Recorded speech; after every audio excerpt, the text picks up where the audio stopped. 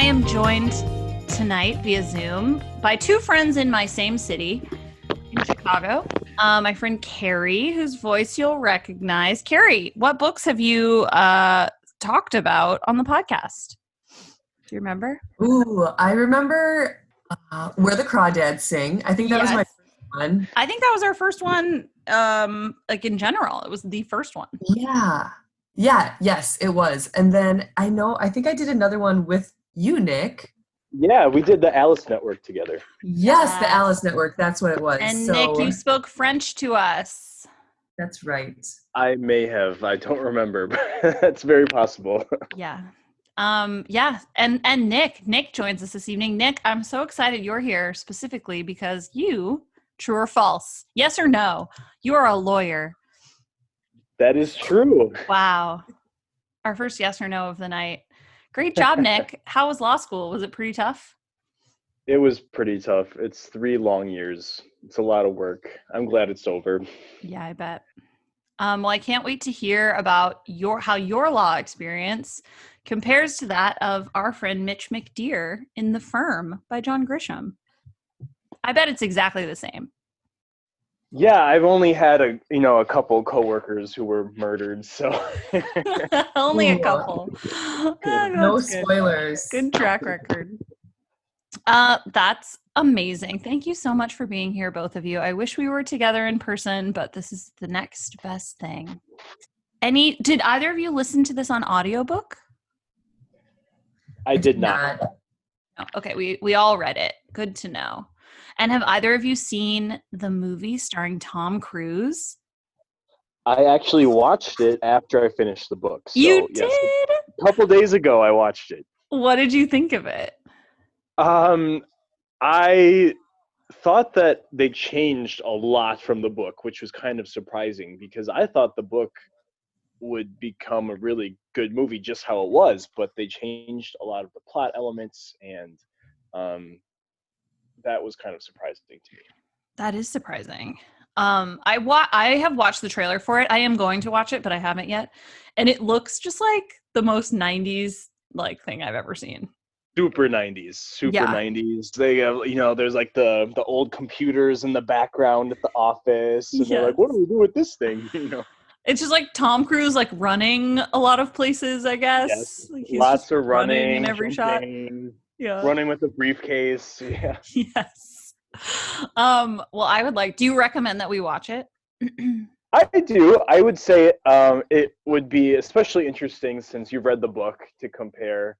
Other than that, it's just kind of your standard early 90s, kind of a little bit cheesy, half action, half legal thriller. Yeah. So nothing special, but it's entertaining. Okay. I would like to watch it, especially since we have nothing else to do right now. Exactly. I'll put it on the list.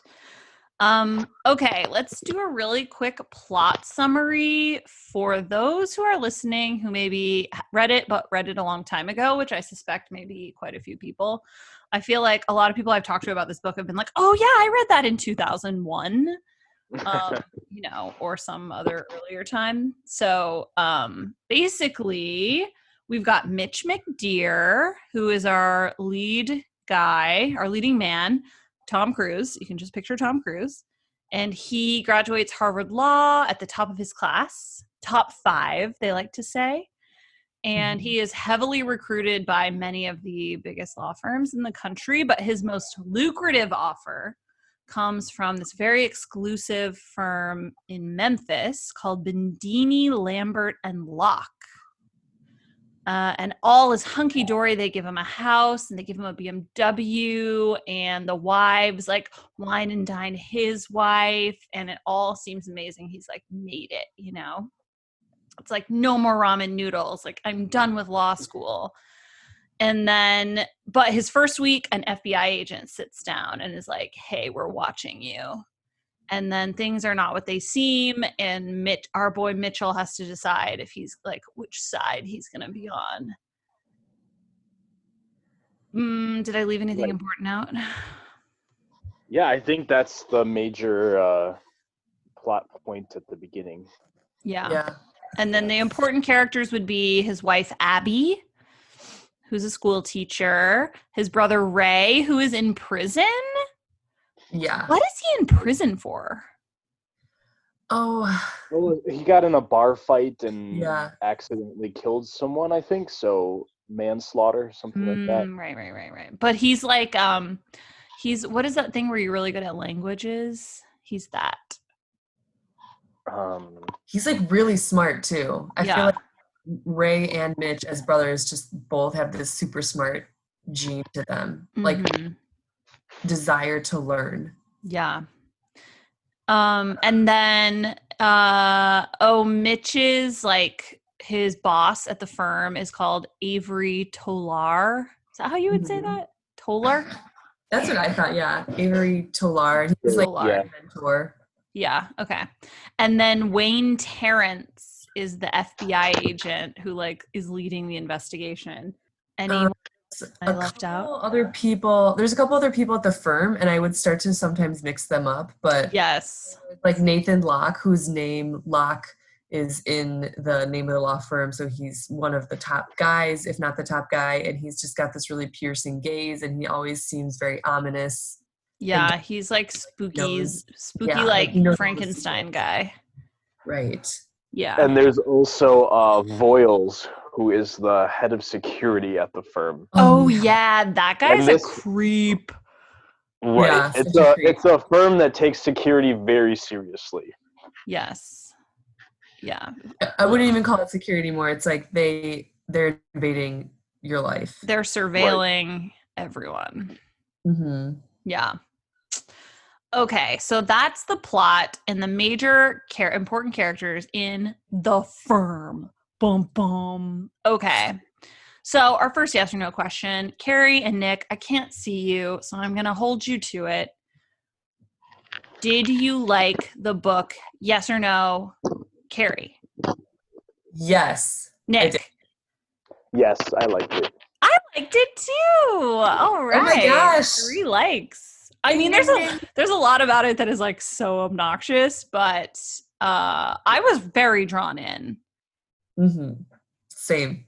It was one of those I read in like 3 days, and I couldn't put it down because it was just so exciting, and I couldn't wait to understand how it was going to be resolved. And I really was hoping it was going to be resolved well, because I don't like when books really start out well and then they don't, finish with all the loose ends tied up. But I think this one from start to finish was very consistently kind of had you engaged. Yeah. Nick? Yeah, I agree. It was a page turner. It was consistent throughout. Like, there were exciting parts at the beginning and the middle of the end. It wasn't like he saved the climax just for the end. There was a lot along the way that I kept wanting to know, what happens next. And so I agree with Carrie. It definitely drew me in, and I also read it pretty quickly. Yeah, same. Okay, good. Which is actually, I'm glad to hear that. I was a little bit worried because it's pretty long. My paperback copy is like 530 pages or something, or what is it? Yeah, 530. Like I felt like it was long. It was also, sometimes you breeze through a book that's an easy read. I wouldn't say this was actually an easy read. You did have to really pay attention, and you really had to know the characters and understand what was going on to get the full effect. Yeah, I agree with that. And I also definitely agree that like I could not keep all of the lawyers straight. Yeah. Because they all are just like kind of white guy names. Yeah. Yeah. And there was so many of them. So I agree with that. All right. Well, our very first sentence, I love these. The senior partner studied the resume for the 100th time and again found nothing he disliked about Mitchell Y. McDear, at least not on paper. What do you guys think? Now that I hear it again, I feel it's a little more telling than when I first read it. At first, I glossed over it, and I was like, okay, because there's just not enough context for me to always take in what the first sentence really weighs out to be. But now hearing it again, I realize that there's a lot more meaning and says a lot more about Mitch's character than you at first think. Yeah, I like that. I agree with that, I think. I think it's interesting, and I like the senior partner. We don't get a name up top. Mm. Um, Hmm. which I don't know. I feel like that kind of signaled to me like the senior partners aren't going to be that important. We don't know who they are. They're sort of just like the senior partners, like their title is what they are. And like individually, maybe they don't really matter. That could be. I really like the first sentence as well. I like the end, at least not on paper, because that gets you wondering, okay, is there something that's not on? Wait, Yeah. is there something that we don't know about that's going to be a problem? Yeah. That's so true. I like that we get his middle initial, Mitchell Y. McDear. Do we ever find out what the Y stands for? That would be I a good don't trivia question. remember, but that's a pretty uncommon letter for a first name, I feel like. Yeah, Y. What could it even stand for? Yoda. It must be Yoda. Mitchell Yoda McDear. From Um, Kentucky. at least not on paper. Yeah, that is kind of a little twist there, isn't it? Yeah. Because we could have just stopped with he found nothing he disliked about Mitchell Y. McDear. But then we get at least not on paper. So it's like already a little bit sinister, right? It's already a little bit Right. like, ooh, things might not be what they seem. Exactly. That's what creates the tension right off the bat. Yeah. Okay, I like that. So the next thing that I marked is on page 17. They're talking about like, should they go to Memphis? And like, do they want to move to Memphis? They being Mitch and Abby, his wife. And she says, it would be closer to home. And he says, I don't have a home. It would be closer to your parents. And that worries me. She deflected this, as she did most of his comments about her family. That was like such a red flag to me. I'm like, what's this guy's problem? Like, Yeah. he hates his wife's family. And so I was like waiting the whole book. I was like waiting to hear like what they did that was so bad. And they like didn't go to their wedding, which is really bad. Like that's really shitty, obviously. But I just felt like it physically pained me every time Mitch was like a dick about her family, which was a lot. Mm-hmm. Like he like refused to go to Christmas with them and stuff. Like, come on, man. It's Christmas. Yeah, I really felt for Abby in this whenever the issue of the family came up, because as you read, you understood that it was really Abby who never thought that Mitch was good enough ultimately for their daughter, or didn't make enough money or whatever it was. They didn't think he was good enough, and so I can understand the chip on Mitch's shoulder against Abby's parents. However, the way he took it out ultimately, to me, came off as extremely selfish, because it's like you're Yeah. in a situation where she's really close with her family, but she loves you, so you're making her choose between her family and you. Why would Yeah. you put her in such a crappy situation? Mm-hmm. But she actually like handles it fairly well for being stuck in the middle, but I just thought that it was not cool for Mitch to do that. Even if he really didn't like her parents, that's fine. But like the thing was different because throughout the rest of the book, him and Abby have like a really good relationship, and they like communicate really well. They work together. And so I found it a little surprising that he would put her in a situation where he was so like calculatingly distant and almost cold. Yeah. I feel like that it made me not like him like right from the get-go. And I Yeah. wanted to like him and I kind of didn't. Mm-hmm. I don't know. So would you consider him an unlikable character? That's a good question. That is a really good question. Oh, I mean, Because I would say by the end, especially, I actually kind of liked him. He made good choices in general. Yeah, some bad choices, especially related to Abby's family. But I definitely think that he was, or at least John Grisham is trying to use him as a foil to some of the more sinister characters. And I found him to be pretty likable in general. Okay, that's interesting. I don't know if I found him likable in general, but I was certainly rooting for him. Mm-hmm. throughout, but then especially at the end, like, you know, you're rooting for him. Like he's the goodest of the bad guys, I The guess. least bad, yeah. Yeah. I think he was also, you know, I find it hard to say whether he was likable because I think along the way he did act often very like he would lash out at Torrance or Terrence, yeah, Terrence because he was just angry at the situation he was put in at really no fault of his own. But at the same time, he would do things that were really kind of admirable, where he would like tell his wife about it and they would work together, whereas like everyone else at the firm didn't even have like a relationship with their wife. And I felt like Mitch was genuinely trying to do the right thing by him and his family. Like he could have just run away, but he didn't leave his brother behind. So he had opportunities, and I agree, he made the right choices. Mm-hmm. Okay, so, you know, in the beginning of the book, he's getting like all these like great offers from like big law firms in like the big cities. And then this like little Memphis upstart swings in and they're like, we'll give you a house and we'll give you a BMW and like this and that and this and that and come and work here. Like, look at this. So my question for you guys is, and Nick, maybe you have already made this choice in your career, but who, like, would you guys have gone with Bendini, Lambert, and Locke? Would it have worked on you? I personally would say absolutely not. One, I would never want to do tax law, and this was a firm that did 100% tax law. Well, yeah. And also, a firm like this in the legal world would be known as a boutique law firm because it's very small and they only do one type of law. And I think as a young lawyer, when you might not be exactly sure what kind of law you want to do, it would be better to go to a big firm in a big city where there's just more opportunity. Interesting. Mitch, by picking this law firm, really pigeonholed himself, but I guess all those perks were very enticing. Yeah. Wait, so you don't know, God, might be a really stupid question, but so when you graduate law school, you don't know what kind of law you're going to do?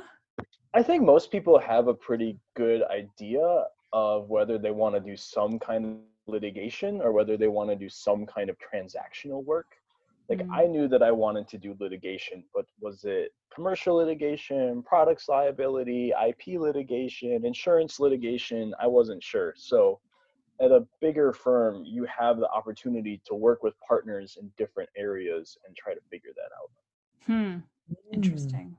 Okay. It's almost like med school, like you learn all of them and then you kind of choose a direction.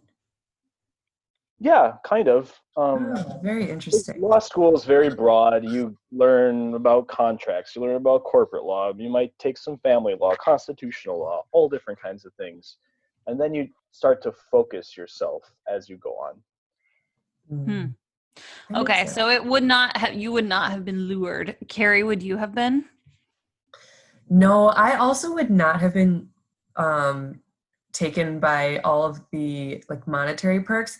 What would have been a huge red flag for me is the way that the firm was so engrossed in everybody's life. I really would have sided with Abby on that one, where she was like, well, I'm going to have kids when I want to have kids. Like, I don't care that the firm wants a well-rounded family for each of their members. And I've kind of always been someone who, like, I've made friends in different jobs that I've worked in. Brookes, you being the best one. But hello. I really need to have like a personal life separate from my work life. Yeah. And so the way that they are ingratiated and everything, I would not have liked that at all. Yeah. I am afraid that I am so susceptible to cults. Like, listen, there's some cults out there who are recruiting. Like, come after me, you'll probably get it. Like, I feel like I could be wooed so easily and just like not even see this coming. So I probably would have gone with Bendini, Lambert, and Locke. But I also just think Memphis is a really cool city and probably would think if like someone was going to pay me a bunch of money to live in Memphis, like I might do it. Well, yeah, the opportunity that they were giving him was really unbeatable. And especially if you think about them coming out of law school and just they've been scraping by for so long, I can understand why that part would just, and I think that was the ploy of the firm to make it just so overwhelmingly attractive that you couldn't say no. Yeah, they literally were giving you an unbeatable like offer. Right. Yeah. Have you guys been to Memphis? Either of you? I have not. I've only driven through once with my parents, and we stopped for barbecue, and it was amazing. I was, I think, maybe in middle school or high school, so I didn't get a real feel for the city. Yeah, I haven't been since I was in college, I think, but it's very cool. It's awesome city. One of my dad's very favorite restaurants actually is the Rendezvous, where they go eat a few times. Really? Mm-hmm. Oh, yeah. That's cool. It's a real place. Oh yeah, it's real. It's like I feel like the last time I went there I was a vegetarian, and so I had a cheese platter, but it was like they were like, who the fuck are you? Like, what do you want from us? So it was literally just like some cubes of cheese on a paper plate with like a couple of crackers.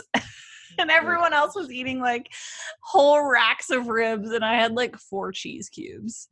Oh my gosh. It was humiliating. They should have had more options, to be honest. Maybe like grilled vegetables. I mean, this was years ago. I would imagine they have more now, but I haven't been there in a long time. It's like what they do is ribs. So it's like you come in, you're like, I'll have 20 ribs or like 10. Those are your choices. Here they are. So page 23. I marked because this is like on his like first day of work at Bedini Lambert and whatever the fuck. Block.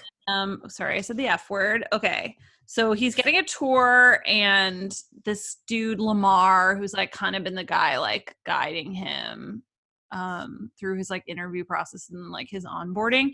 And Lamar says, "You won't see any pretty secretaries." Oh. It seems to be an unwritten firm rule. Oliver Lambert goes out of his way to hire the oldest and homeliest ones he can find. And then Mitch says, they seem kind of plump. Yeah. Horrible. The sexism in this book is like and the racism too. And the racism. It's extremely bad. At this point in the book on page, you said 23. Yeah. To the beginning of the book to see when it was written, and I was actually shocked to see it was 1991. Yeah, not that long ago, you guys. Yeah, so either John Grisham was writing in a way that was genuinely the way he thought people in, high-profile law firms would behave in 1991, or he was stretching it for characterization, but it was just, I was really blown away. Yeah. What? To be honest, I bet that's how the law firm culture was like in the early 90s. This was a time when, there were still very few women in law. It wasn't really till like the 90s that you started having more women go to law school. And I think that a lot of these firms were just very, very male dominated until probably the last 15 years or so. It really, I stopped and looked it up at one point. So I was like, when did Elizabeth Warren graduate law school? Because it just gave me like a lot more just like a ton of respect for like women who did come up during this time. Like, and the worst part about it is and this is like the worst thing about sexism is that they don't think they're being sexist. Right. And they blame it on the women. It's like, oh, well, she was impossible. She walked around thinking we were all sexist. And it's like, yeah, you fucking were, dude. Like, yeah. Ugh. It was like hard to read. Yes. And the racism, obviously the same way. Like, it's like, oh no, a lot. Yeah, I agree. It was especially when he's on like in the Cayman Islands. Oh my gosh. Yes, I agree. Yeah. So bad. Yeah. Yeah, I mean, we talked about this with Stephen King too, of like, well, if you're trying to capture the time and you're trying to capture like the the true behavior of these characters, like they would have been sexist, they would have been racist. So historically, is it accurate? Yeah, probably, but it's like hard to read now as a modern audience. Right. Exactly. Yeah. Okay. Page 63. We find out why everyone hates lawyers, Nick. What did they do this time? Mitch would start at $100 an hour, at least 5 hours a day until he passed the bar and got his license. Then 8 hours a day would be expected at $150 an hour. And then later we learn, like, you won't really work that amount of time, but you'll just like bill it, and that's fine. And that's what everyone does. And this is just sort of like how it's done. And don't even worry about it, Mitch. Like, where is it? Believe me, Mitch, after you've been with us a year, you'll know how to work 10 hours and bill twice that much. So yeah, Nick, that's tell super, us about billing super hours. unethical. No, you don't do that. That's really unethical. You could actually get this. Yeah, you could get disbarred for doing that. That's fraud. Good. So, oh yeah, absolutely. I'm not going to say it never happens because I'm sure it does out there in the world, but clients, especially today, they pay so much attention to the bill and what you're spending your time on, because you bill your time down to the 0.1 hour, and so you need to be able to account for everything that you do and how long it took you. So that's crazy. So do you do it like in a program, like, or do you like write it in a notebook? Like, how do you keep track? I just on your desktop you've got little timers, so you just click from one to the next and it just records it, and then every time it rolls into the next 6 minutes it charges another 0.1 hour. That's crazy. So then at the end of the day you have to write down what you did. Oh, I did 0.2 hours on email correspondence to so and so, 0.7 hours researching that, and then that gets spit out onto the bill. Yeah. And do you have a certain number of hours you have to bill every day, or is it not that like strict? It's usually per year. So per year. Yeah. So a law firm will set a number. By the end of the fiscal year, you have to bill this number of hours. Because he works like he works so much that it's like, this isn't humanly possible. Like, right? Like he's at work until like 3 a.m. and then he's back at 6 a.m.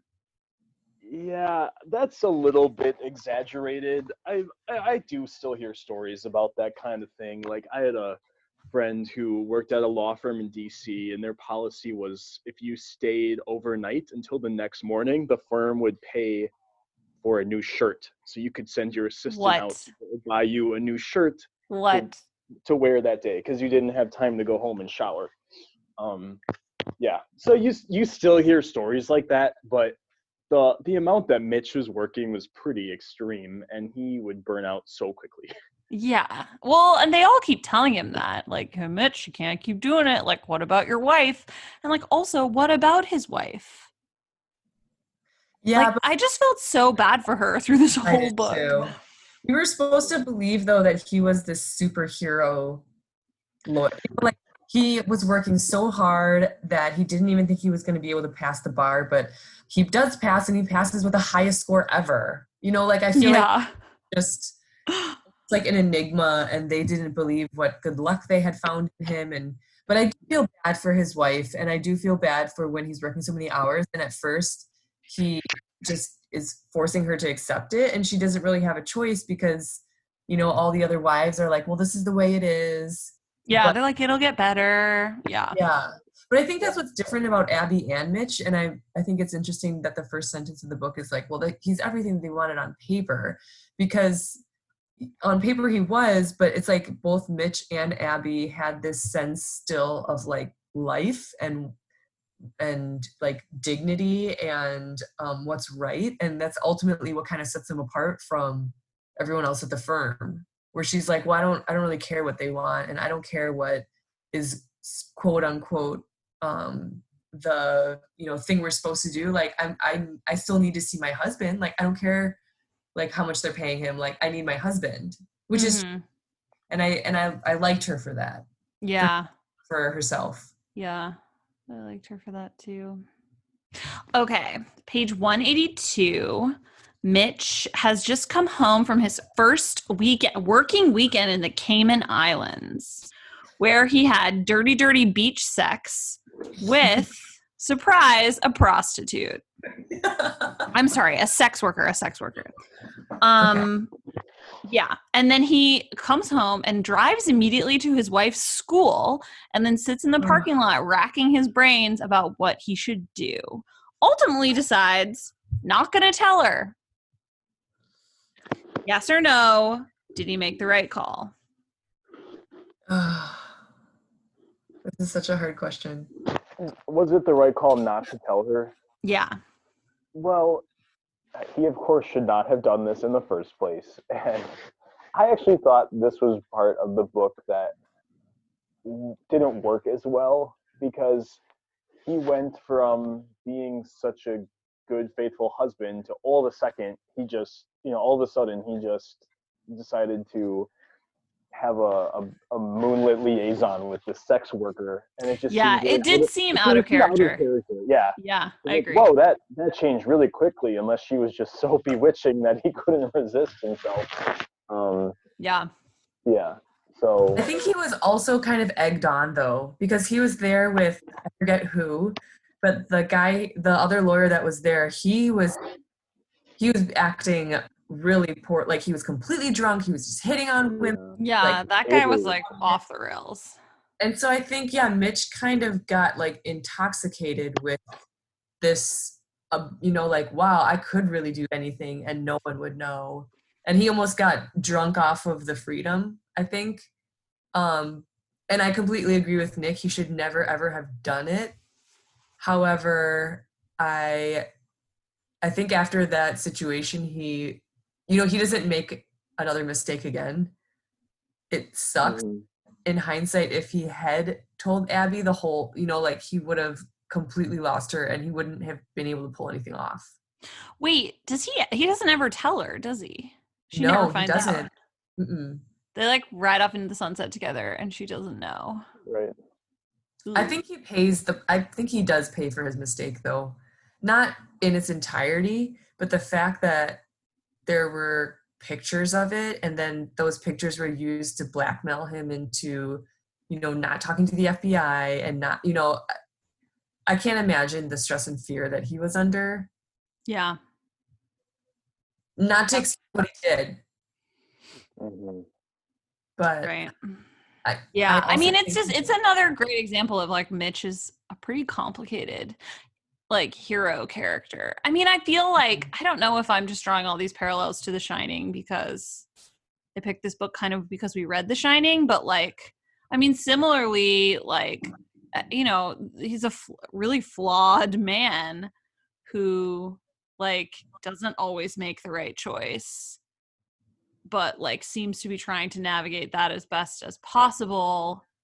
I don't know. It reminded me of what's his name in The Shining. What's that guy's name? The dad.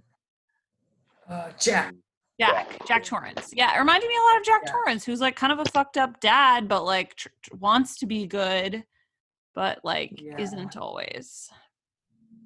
Which I like. Yeah, that's what I think makes the character realistic, because there is no perfect person. Like everyone has. Right. So I think in a way it made him more real. Mm-hmm. Yeah. It would have been hard to believe that he was this outstanding, top of his class at Harvard lawyer who took this amazing job and made all this money, and then on top of all of that, like he takes the firm down and does it with the FBI and does everything right. Like that wouldn't be as good of a story as if there was something else on the line. Yeah. Yeah. Okay. We'll come back to that. Page 297. This is a trope that I feel happens in like any sort of like spy scenario. It's like, okay, here, let me read it.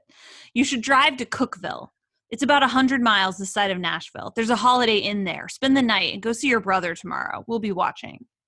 If things look fishy, I'll find you Monday morning. Your wife's birthday is Tuesday. Make reservations for 8 at Grisanti's, that Italian place on Airways. At precisely 9, go to the cigarette machine in the bar, insert 6 quarters, and buy a pack of anything. In the tray where the cigarettes are released, you'll find a cassette tape.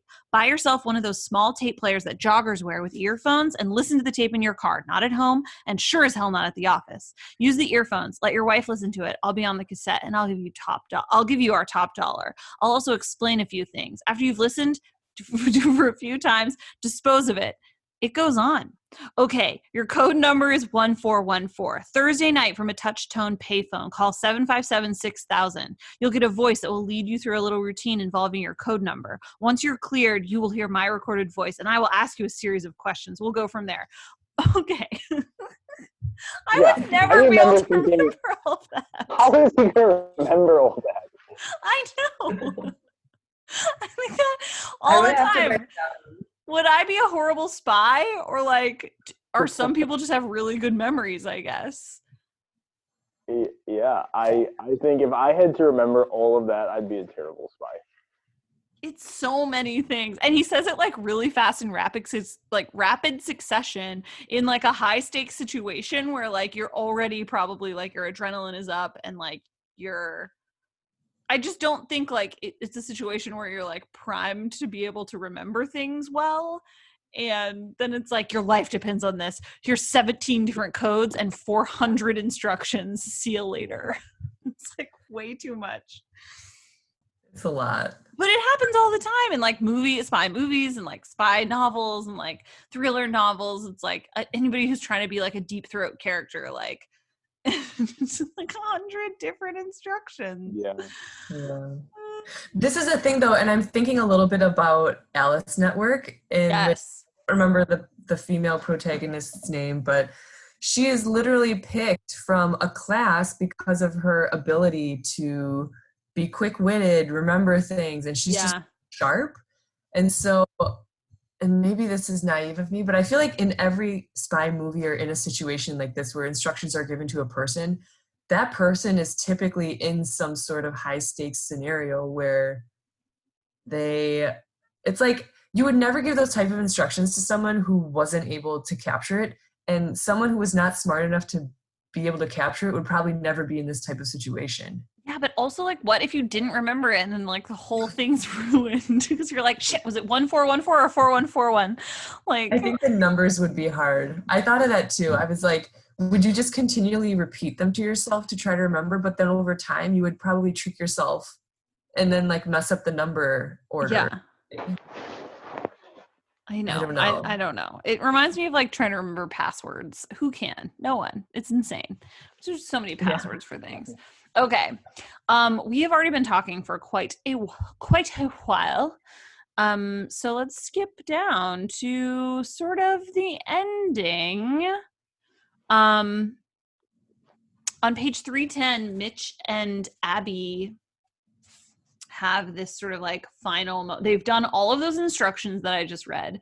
They've listened to the recording while driving in the car, and they're standing like by a lake, and they're like, what do we do? And he's like, come on, baby, like, let's do it. And she's like, let's do it.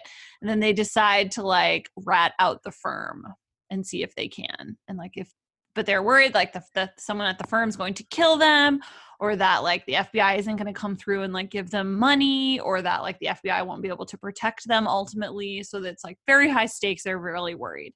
My question is, what would you guys do in that situation?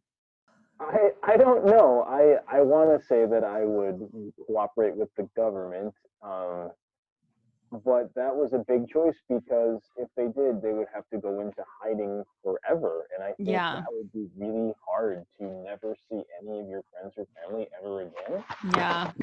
That would be a crazy choice to have to make. So it's like cooperate, do the right thing, but then disappear, or don't do the right thing. And then you're at this crazy law firm, and it might be a matter of time till they kill you anyway. So. Yeah. Well, also like the government had been like screwing up a lot of stuff and like kind of bumbling, you know? And so it seems like Mitch didn't have like a ton of faith in like, are they going to be able to even pull this off? Mm-hmm. And I think at one point he even says that, because Terrence points out, you know, if you choose not to do this, that's fine, because you'll move on and you'll make a lot of money, but eventually we will get a young lawyer at this firm and we will get them to cooperate, and it's a matter of time, and then you'll be in jail. So either you cooperate with us now, or you live it up for maybe a couple years, but eventually we will bring this firm down. And it was hard for me to decipher exactly how much confidence I should have in that statement, because, you know, Terrence had been working with those other two lawyers who had been killed right when Mitch started. Yeah. And, okay, so like you've maybe gotten close infiltrating this firm, but you've never really gotten anything. So how can I think that you ever will? Right. Yeah. I mean, it kind of seemed to me like a gamble worth running. Like, first of all, you could plead out, like, you're a you could, lawyer up. Like, it just seemed, I kind of felt like for Mitch, maybe this isn't true because I don't think he says it, but like, or maybe for me, my issue with it would have been not so much that like I think eventually the FBI is going to catch me and put me in jail, but that like I don't want to get mixed up with the mafia. Yeah. Like I don't want to do the mafia's bidding, and I don't want to be a puppet for the mafia. Because I don't want to do that, like that's bad, but also because it sounds dangerous and like I won't be safe. Yeah, right, because eventually everybody got mixed up in that. There wasn't a single partner at the firm that didn't somehow have a connection to the illegal work they were doing. Yeah.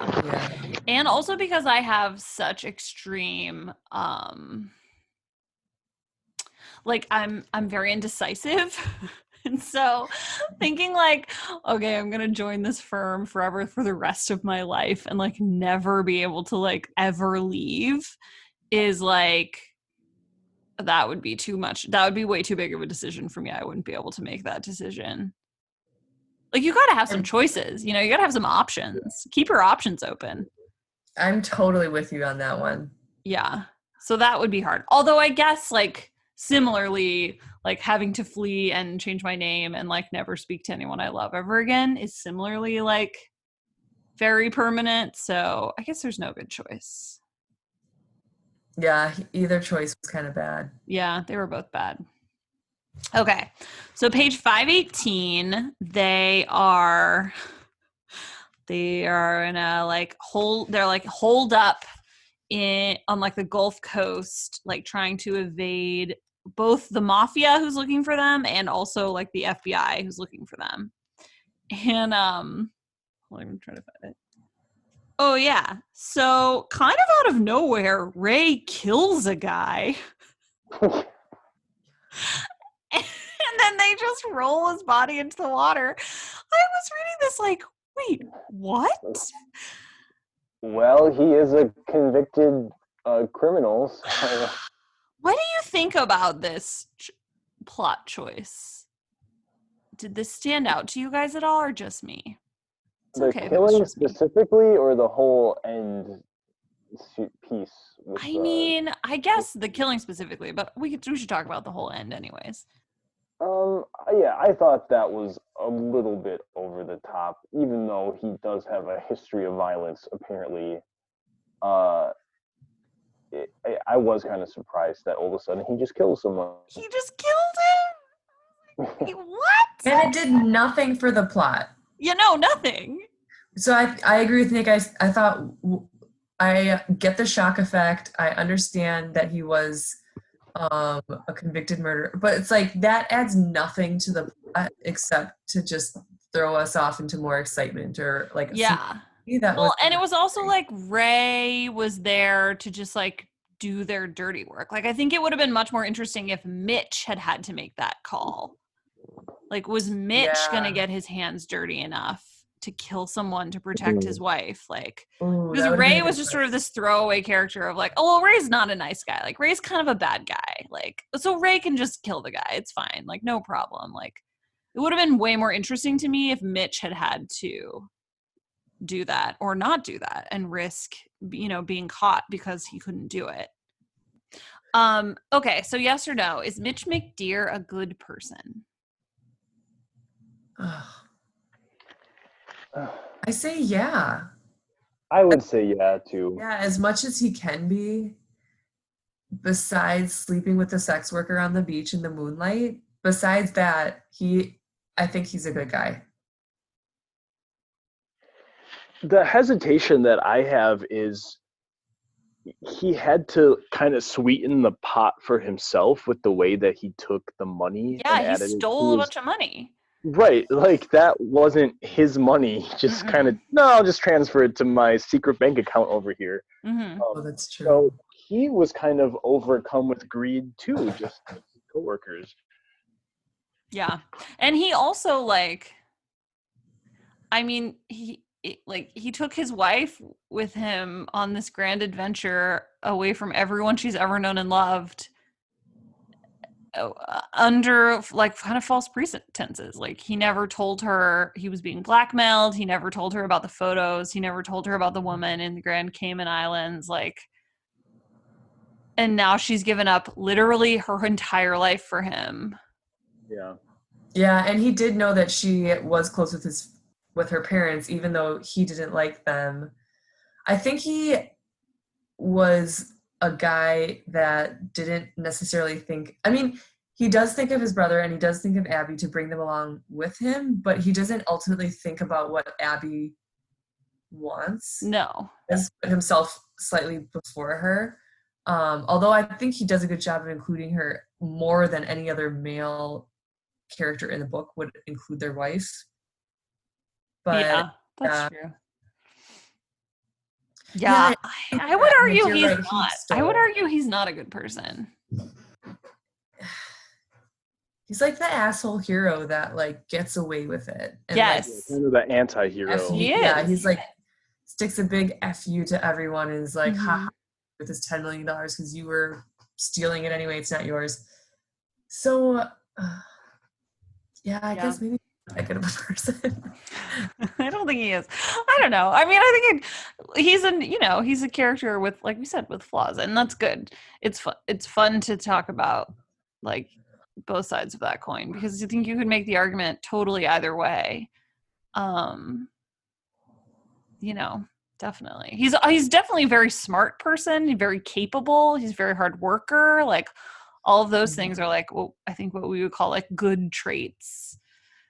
But ultimately he's a thief and kind of a liar also. Yeah. And a cheater. Yeah, and a cheater. Thank you. And his wife has such great legs. How could he possibly cheat on her?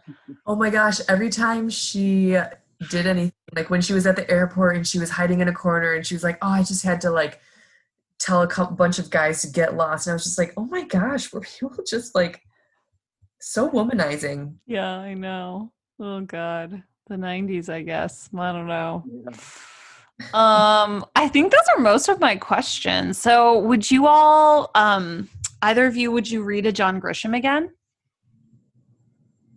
I definitely would, yes. This was the first John Grisham book that I'd read, and I would definitely read another one. Nick?